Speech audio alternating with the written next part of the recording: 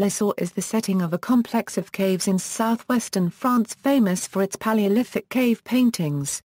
The original caves are located near the village of Montignac, in the department of Dordogne. They contain some of the best-known Upper Paleolithic art. These paintings are estimated to be 17,300 years old.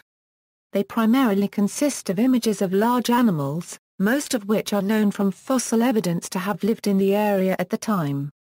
In 1979, Lascaux was added to the UNESCO World Heritage Sites list along with other prehistoric sites in the Vézère Valley. History since rediscovery. On September 12, 1940, the entrance to Lascaux Cave was discovered by 18-year-old Marcel Ravadat. Ravadat returned to the scene with three friends, Jacques Marcel, Georges Agnel, and Simon Coencas, and entered the cave via a long shaft. The teenagers discovered that the cave walls were covered with depictions of animals. The cave complex was opened to the public in 1948. By 1955, the carbon dioxide produced by 1,200 visitors per day had visibly damaged the paintings. The cave was closed to the public in 1963 to preserve the art. After the cave was closed, the paintings were restored to their original state and were monitored daily. Rooms in the cave include the Hall of the Bulls, the passageway, the shaft, the nave, the apse, and the Chamber of Felines. Lascaux II, a replica of the Great Hall of the Bulls and the Painted Gallery, was opened in 1983, 200 meters from the original. Reproductions of other Lascaux artwork can be seen at the Center of Prehistoric Art at La Thotte, France. Since 1998 the cave has been beset with a fungus, variously blamed on a new air conditioning system that was installed in the caves, the use of high-powered lights, and the presence of too many visitors. As of 2008, the cave contained black mold which scientists were and still are trying to keep away from the paintings. In January 2008, authorities closed the cave for 3 months even to scientists and preservationists. A single individual was allowed to enter the cave for 20 minutes once a week to monitor climatic conditions. Now only a few scientific experts are allowed to work inside the cave and just for a few days a month, but the efforts to remove the mold have taken a toll, leaving dark patches and damaging the pigments on the walls. Geographic setting: in its sedimentary composition, the Vézère drainage basin covers 1/4 of the dark copyright parchment of the Dordogne, the northernmost region of the Black Par copyright rigid. Before joining the Dordogne River near Lamouille, the Vézère flows in a southwesterly direction. At its center point, the river's course is marked by a series of meanders flanked by high limestone cliffs that determine the landscape. Upstream from this steep sloped relief, near Montignac and in the vicinity of Lascaux, the contours of the land soften considerably. The valley floor widens, and the banks of the river lose their steepness. The Lascaux Valley is located some distance from the major concentrations of decorated caves and inhabited sites, most of which were discovered further downstream. In the environs of the village of Vézère de Taillac-sur-Ouille, there are no less than 37 decorated caves and shelters, as well as an even greater number of habitation sites from the Upper Paleolithic, located in the open, beneath a sheltering overhang, or at the entrance to one of the area's karst cavities. This is the highest concentration in Western Europe. The images. The cave contains nearly 2,000 figures, which can be grouped into 3 main categories: animals, human figures, and abstract signs. The paintings contain no images of the surrounding landscape or the vegetation of the time. Most of the major images have been painted onto the walls using mineral pigments, although some designs have also been incised into the stone. Many images are too faint to discern, and others have deteriorated entirely. Over 900 can be identified as animals, and 605 of these have been precisely identified. Out of these images, there are 364 paintings of equines as well as 90 paintings of stags. Also represented are cattle and bison, each representing 4 to 5% of the images. A smattering of other images include 7 felines, a bird, a bear, a rhinoceros, and a human. There are no images of reindeer, even though that was the principal source of food for the artists. Geometric images have also been found on the walls. The most famous section of the cave is the Great Hall of the Bulls, where bulls, equines, and stags are depicted. The 4 black bulls, or aurochs, are the dominant figures among the 36 animals represented here. One of the bulls is 5.2 meters long, the largest animal discovered so far in cave art. Additionally, the bulls appear to be in motion. A painting referred to as the crossed bison, found in the chamber called a nave, is often submitted as an example of the skill of the Paleolithic cave painters. The crossed hind legs create the illusion that one bison is closer to us than the other. This visual depth in the scene demonstrates a primitive form of perspective which was particularly advanced for the time. Interpretation of images. In recent years, new research has suggested that the Lascaux paintings may incorporate prehistoric star charts.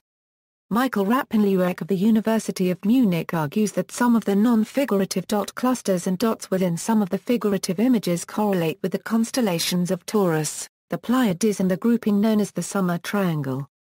Based on her own study of the astronomical significance of Bronze Age petroglyphs in the Valley copyright des Merveilles and her extensive survey of other prehistoric cave painting sites in the region most of which appear to have been selected because the interiors are illuminated by the setting sun on the day of the winter solstice. French researcher Chantal Jaugues has further proposed that the gallery of figurative images in the Great Hall represents an extensive star map and that key points on major figures in the group correspond to stars in the main constellations, as they appeared in the Paleolithic.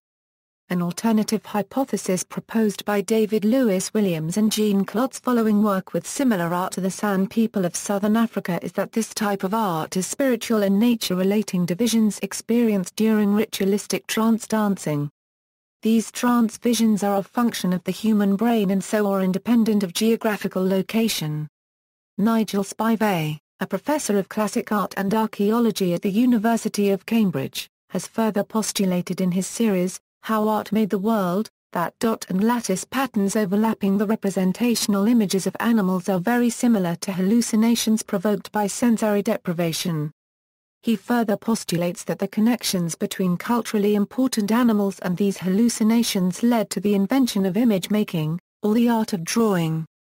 Further extrapolations include the later transference of image-making behavior from the cave to megalithic sites, and the subsequent invention of agriculture to feed the site builders. Some anthropologists and art historians also theorize that the paintings could be an account of past hunting success, or could represent a mystical ritual in order to improve future hunting endeavors. This latter theory is supported by the overlapping images of one group of animals in the same cave location as another group of animals, suggesting that one area of the cave was more successful for predicting a plentiful hunting excursion. Applying the iconographic method of analysis to the Lascaux paintings, Thar copyright Lascaux Caves attempted to comprehend the symbolic function of the animals, to identify the theme of each image and finally to reconstitute the canvas of the myth illustrated on the rock walls. Julien Dewey and Jean-Louis Lequelec showed that certain angular or barbed signs of Lascaux may be analyzed as weapon, or wounds. These signs affect dangerous animals big cats, aurochs and bisons more than others and may be explained by a fear of the animation of the image. Another finding supports the hypothesis of half-alive images. At Lascaux, bison, aurochs and ibex are not represented side by side. Conversely, one can note a bison horses-lions system and an aurochs horses-deer-bears system, these animals being frequently associated. Such a distribution may show the relationship between the species pictured and their environmental conditions. Aurochs and bison fight one against the other, and horses and deer are very social with other animals. Bison and lions live in open plains areas. Aurochs, deer and bears are associated with forests and marshes. Ibex habitat is rocky areas, and horses are highly adaptive for all these areas. The Lascaux painting's disposition may be explained by a belief in the real life of the pictured species, wherein the artists tried to respect their real environmental conditions. Less known as the image area called the apside, a roundish, semi-spherical chamber similar to an apse in a Romanesque basilica. It is approximately 4.5 meters in diameter and covered on every wall surface with thousands of entangled, overlapping, engraved drawings. The ceiling of the apse, which ranges from 1.6 to 2.7 meters high as measured from the original floor height, is so completely decorated with such engravings that it indicates that the prehistoric people who executed them first constructed a scaffold to do so. Threats. The opening of the Lascaux Cave after World War II changed the cave environment. The exhalations of 1,200 visitors per day, presence of light, and changes in air circulation have created a number of problems. In the late 1950s, the appearance of lichens and crystals on the walls led to closure of the caves in 1963. This led to restriction of access to the real caves to a few visitors every week, and the creation of a replica cave for visitors to Lascaux.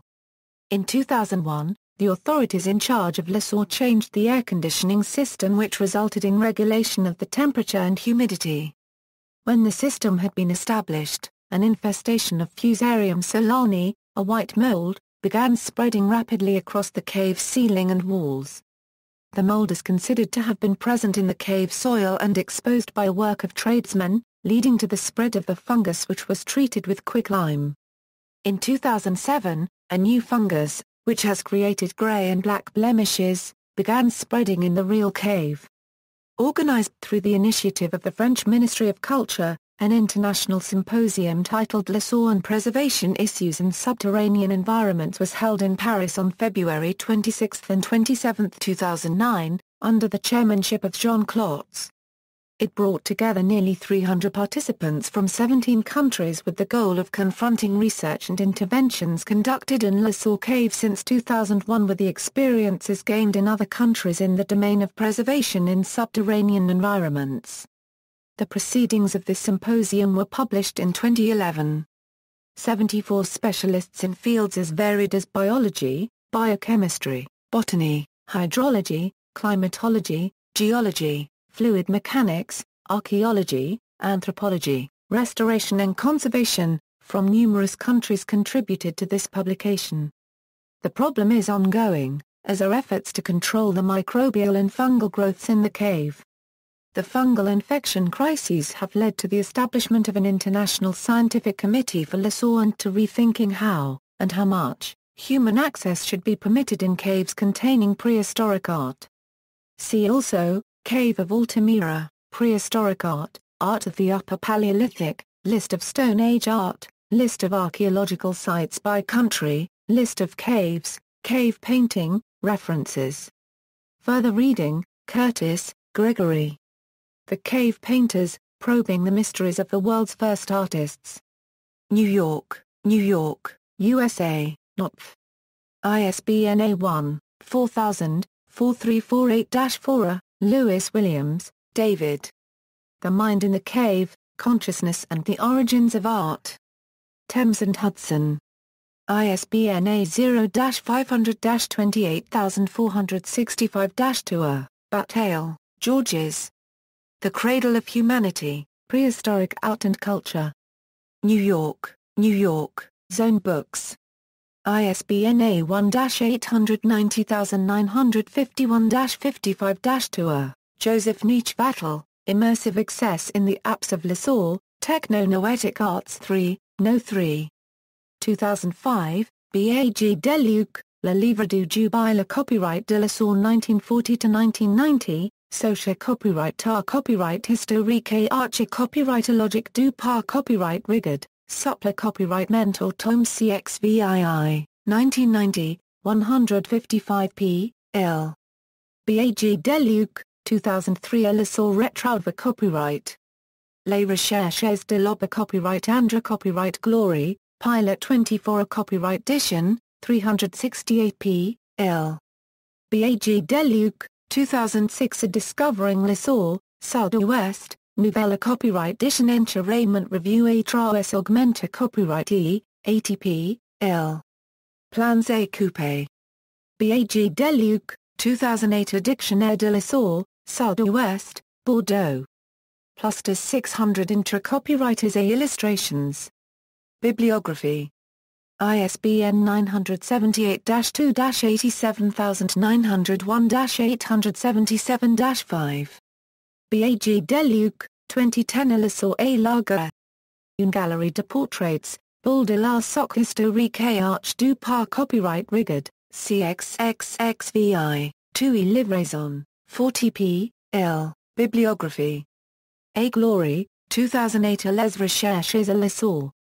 Documents recueillis et par Copyright Center Copyrightes par Bag Deluc, XXXIXESUPPL. Agalia par Copyright History, CNRS, Paris. Joseph Neich-Vattel, 2011, Immersion into Noise, University of Michigan Libraries Scholarly Publishing Office. Ann Arbor. External links, Lascaux Cave official Lascaux website, from the French Ministry of Culture, Save Lascaux official website of the International Committee for the Preservation of Lascaux, Lascaux Cave Art Symposium, the Bradshaw Foundation.